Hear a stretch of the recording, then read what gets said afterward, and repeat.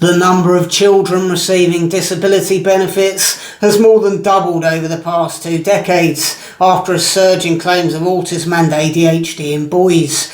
A cynical person might think the system's being exploited by unscrupulous parents eager to scrounge taxpayers' money.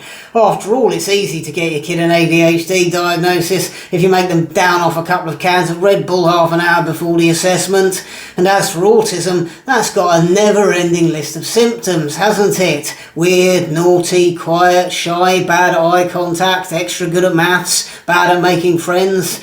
Not quite sure why any of that would require a child to be taxpayer funded. I mean, to be honest, I've probably got a touch of autism myself, and I'm not scrounging money off anyone. Although for exclusive content just like this, please do keep subscribing to my Patreon, and feel free to up your subscription a bit. Every little helps in our collective battle against the evil forces of globalism.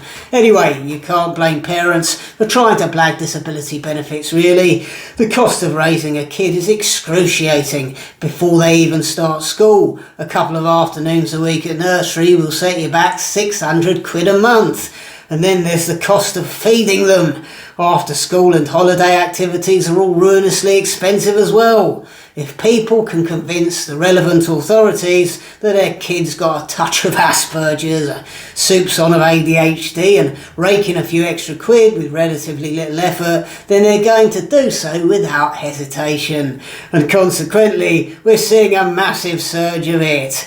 You never know, they could even get the holy grail of a disabled parking badge for their car if they can convince the powers that be that their kid's too autistic to walk anywhere. And fair play to the government. Why would they want to tell parents of ADHD kids to stop feeding their children so much sugar when they can just chuck copious amounts of taxpayers' money at them?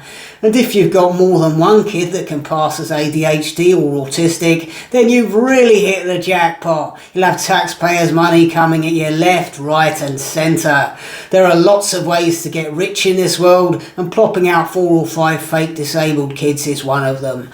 This is all very redolent of the walking stick epidemic that attended the last days of our previous Labour government, where if you were to walk through any town centre in the middle of a working day, you'd see hordes of perfectly able-bodied people skipping along with a walking stick under their arm. That walking stick, of course, the only requirement for raiding the taxpayers' pockets and not actually having to work for a living. And here we all are, subsidising the lazy, indolent and dishonest again under the Tories. Again, a cynical person might think it makes absolutely no difference who you vote for. Democracy is an illusion. Whether Tory or Labour, our government is hell-bent on bringing us profligacy, waste and economic and social ruin.